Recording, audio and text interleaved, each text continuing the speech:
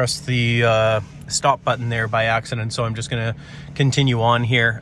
So when we're looking at the steering wheel, you'll see there's lots of different controls. I'm going to start off with this left side here. This menu OK button will allow you to go through a number of different things on the dash display there. So I'm just going to zoom in a little bit here. First thing there shows driver assistance. So I'm just going to go into that menu there. Collision avoidance is the first suggestion there. So driving AEB is the automatic emergency braking that this car is equipped with. So when you're driving, if someone abruptly slows down in front of you, the car is designed to automatically detect that and start beeping at you. If you don't react in time, then what will it do? It will start to apply the brakes in order to mitigate an accident. Blind spot assist is the next one. So you'll see it's set for alert only. So in the event that your blind spot monitor system is illuminated on the side mirror there, then what's going to happen is if you turn on the turn signal to go change lanes anyways, even though it's not safe, it's going to either alert you or steer assist you to keep you back in the lane. So I'm going to leave it as alert only. Reverse traffic detection is really great for this vehicle when you're backing up out of a parking spot in a busy parking lot. It's going to warn you of any cars coming on either side of the vehicle. Lane keep assist is off, but when you turn it on, you'll see those little lanes up at the top there, right up there. You'll see that turn on. Now, the way that that works is when those lines are white like they are right now, that means it has not successfully found the lane yet. So once you're driving and you're in a lane and the cameras have picked up the lane successfully, those lines will turn green, signifying that it is fully active. So that will either steer assist you to keep you in the lane, or it will vibrate the steering wheel if you select it to do that. And that's what I'm getting into next, actually. So if we go to LKA settings, we're set for vibrate. But if you select the assist like so, then what will happen is it's going to slightly turn the steering wheel to keep you inside the lane in case you are drifting out of the lane without having your turn signal on. Down here is speed limit awareness. You'll see traffic sign recognition is on. That's showing you the speed limit up at the top there saying max 50. Adaptive speed limiter is not on right now, and traffic sign recognition speed alert, so that's off right now. But if you want, you can have the little sign that says max 50 flashing and with red around it in the case you hit the speed limit, go 10 over or 20 over. I'm just going to leave that off for the time being, but that's what that feature does. And driver condition monitor. So in the event that you're drifting out of the lane consistently without having your turn signal on, it's going to warn you on the dash. It'll say time to take a break. I'm just going to press left here to go back one menu, and then we can go down one. You'll see trip. That's just going to show you the trip distance and fuel efficiency.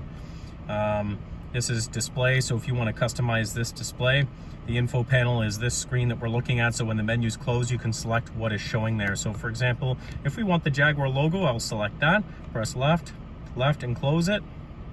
And then now we've got the Jaguar in the middle there. So if I go back into the display, you can select whatever else you want in that menu. Units, so if you want to change for example, the speedometer, if you're going down to the States, you can select miles per hour. You can also change the trip distance, kilometers and miles, pressure for the tires, and temperature, Celsius and Fahrenheit, of course. Down here, language selection, I'll just press left again, and now we'll go down one menu, vehicle settings. So if we go into that, first thing there is security features. So like I showed you with the power door locks with the passive keyless entry, when you press that button on the door handle, you can have both the doors unlock or just the driver's door. So that's this feature here, actually. So two-stage unlocking is engaged right now, which means just the driver's door will unlock first, then subsequently afterwards the other one will unlock if you press the button twice. Audible lock warning is in the event that you're trying to lock the vehicle and either the key is not present or something is the key is left inside the car, for example. It's going to do a double honk at you, signifying that something is incorrect. Drive-away locking, car is set to lock the doors once you hit 8 kilometers an hour. You can turn that off as well if you wish. Then if we go into convenience features, a number of different things here. I'm just going to turn up the air conditioning system because it's a little chilly in here. Okay, so reverse dip mirror. If I engage that, when I put the car in reverse, it's going to take only the passenger side mirror and tilt downwards, so you can see where the parking lines are in case you like to reverse park your car into a parking space. Global window open, or window global close. So those are features on the key fob. When you press and hold the unlock button for 5 seconds, it's going to put down the windows to the vehicle. When you press and hold the lock button, it will put them all up. So I'm going to leave that off right now. Auto high beam, if we turn that on, in the event that you're driving up north and there's a very low amount of street lights, it's going to automatically turn on the high beams, and when it senses an oncoming light source, it will automatically turn them off and back on when it deems it's necessary. The auto high beam settings, so you can set it for driving on the right or left side of the road. Obviously in Canada here, we drive on the right side of the road. Auto high beam sensitivity, there's two different levels, normal and high. I'll just leave it as the normal setting for right now. And then auto wipe for your wipers, so when you click the right stalk up there, it will go into the automatic rain sensing mode there. And gear shift paddles, this isn't important, especially for an F-Type. So when you push the shifter to the left, it will go into sport mode, and you can have it stay in the automatic mode, or you can have it go in the manual shifting mode by clicking it forward and backward. Now, let's say in the event that you want to use the paddle shifters, right? So if the car is in drive or sport, you can click the paddle shifters, and you can have it automatically go into the manual shifting mode by clicking the paddle shifters. Now, some people never use the paddle shifters, right? So in the event that you never use the paddle shifters, it's best to use active in sport mode only, because when you're in drive, if you are turning the steering wheel and you happen to accidentally hit the paddle shifter, then it won't automatically engage the manual shifting mode. So that's what that feature is for. I'm just going to go back a couple menus here, and now go down, vehicle information, tire pressures, oil level, last time the vehicle alarm went on, and the vehicle VIN in case you need to reference it. And then we're back to driver assistance. So I'm just going to exit that menu there.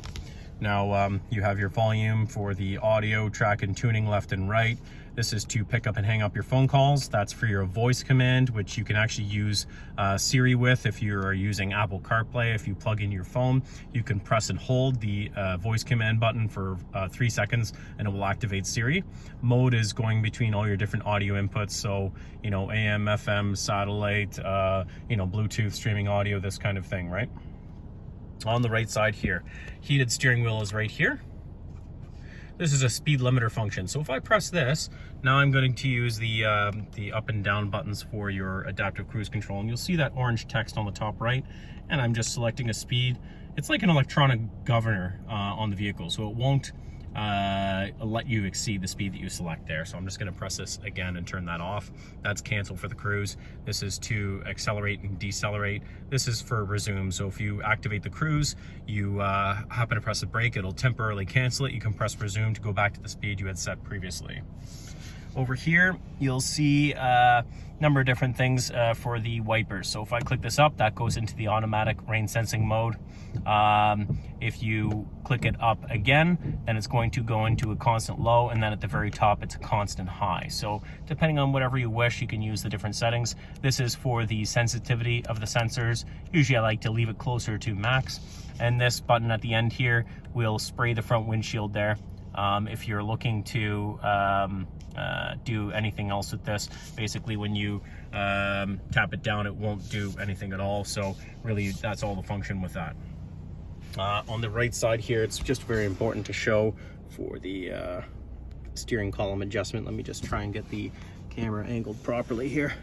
Oh, this one doesn't have power steering column. So underneath, what's going to happen is if you want to adjust the steering column, there is a little lever that's under here. Just trying to find it right now. Oh, my apologies.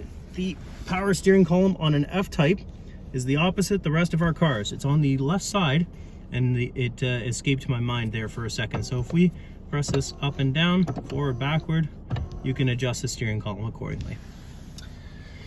Moving over to the touchscreen here, you have a number of different features. Just going to turn up the air just a tiny bit here. Press onto the navigation. You have a number of different controls with this. I'm not going to dive into everything. I'm just going to show you the basic features of this navigation. So nearby fuel stations, you can tap that. Turn on My Commute. This is a really great feature. So when you're getting up to go to work in the morning, you can press turn on My Commute. The car will recognize your normal drive to work. And then when you wake up in the morning and you go to do your normal commute, it's going to give you an estimated time of arrival and warn you of any potential traffic that's on the way and suggest alternative routes. If I tap on the screen here, the side menu will kind of go away, and then you can pinch and zoom just like normal to get a little bit more detail or less detail and see a wider scale there as well. So if I press back here, it's going to pull up this side menu. You can sign into your in-control account on this, but not necessary at all. If I tap this 6 boxes here, that's going to pull up our menu. If I press on search, this will go into this menu here. You can type in your address here, but I actually like to press this button over here. And what this will do is give us the opportunity to start typing something, and it will auto-populate what we're trying to type. So let's press on city. I'll start typing Oakville, and it will pop up there. So I'll just press search, Oakville, Halton. Press on this street. We want to start typing John Street. It'll fill it in. We press search, select it from the list. House number, I'll just go 123, press OK. It finds it on the map. You press show place details. Gives you a couple of different routes there. It will suggest the fastest one. You press start. Then as soon as you meet up with the road there, it'll start giving you all the turn-by-turn directions, gives you estimated time of arrival, the distance, and, estimated time, and then estimated time of arrival. Oops. Back into the nav there. And so now if I press on the menu here, I can press stop guidance and that will cancel it all together. If I press home, that's going to bring us back to the main menu here. You can change the background of this as well. So if I press on settings, lots of different things you can configure here with the touchscreen and the vehicle. So if I press on home settings, you can select wallpaper and you can select anything from this list here, whatever you wish. Lots of different things you can customize on there. So if I go into, I'm just gonna turn this down here, that's for the audio system. So if you want to make a preset, you can just tap the little star there and that'll add it to this favorite list over here. If I go back, if I want to remove that, just tap the star again. Your track and tuning is right here, left and right, just like so. And if I press on find, that's going to allow you to find radio stations a little bit faster. So it'll pull up all the strongest radio frequencies around you. And source is obviously bringing you to all your different audio sources that are available. If I press on home, you can go into phone and connect to your phone. Now, again, this car is equipped with Apple CarPlay and Android Auto, so once you plug in your phone, you can have full phone capability through the touchscreen, use the voice command, all that other kind of great stuff, so it is fantastic to use. But in case you don't want to do the Apple CarPlay or Android Auto, you could just do the normal Bluetooth technology for all your phone calls. So if you go into the settings of your phone, you'll see something pop up after about 10 seconds. It will say Jaguar F-Type. You tap on that. A code will appear on the vehicle's touchscreen. You press connect, and then on your phone, you press connect as well, and then it will be automatically synced. Moving down here, there's a number of other controls. Your climate system is functioned just by turning this middle dial left and right. I'm just controlling the fan speed there. Now, if I press this, you'll see the top vent here will go flush with the rest of the dash there, signifying that the ventilation system is off. So if I press this again, it's now going to come back up. But you also have the ability to control which vents are being used. So if I swipe to the right here, you'll see it goes climate, and then let's say I only want it at my feet and at the windshield. What it's going to realize is that this top vent is not being used, so it's going to close it as well. Now if I select the middle vent, then it's going to pop back up. That's basically how that one works. If I go back home here, that'll bring us to the main screen. Now your passenger and driver climate is on the left and right side, and if I press the climate button, you'll be able to turn this left for cooling seats, turn it to the right for heating seats, just like so. Press it again, goes back to air climate. You can just adjust the air climate by turning it left and right. Same thing for the passenger side there as well. Auto is for the automatic climate control. AC is on right now. This is recirculation of the air inside the vehicle. This is your hazard flashers. This is max air to the front windshield there. This is a heated front windscreen, which is excellent for the times when you wake up and there's, you know, foggy windscreen, or if you have snow or ice on your windshield, press that. Within minutes, it significantly helps your visibility out the windshield. That's your rear defroster there. This is a little power outlet here, 12 volt. Obviously to turn it on and off your vehicle there. Your gear shifter, very straightforward to use that. You just use this little trigger that's at the very front of the vehicle, or sorry, front of the shifter rather. And once you press and hold it, you can move it forward to put it in reverse. The backup camera will pop on there, put it in drive, just like so, and then press P for the park. This is the control for your audio system. So if I turn that to the right, it's gonna turn it on. Turn it up rather, and then on and off, you just tap the middle button there. You have 3 different driving modes with this vehicle. So right now we are in the normal driving mode. If I click it forward, that activates rain, snow, ice. You'll see it says rain, snow, ice, rain, ice, snow rather.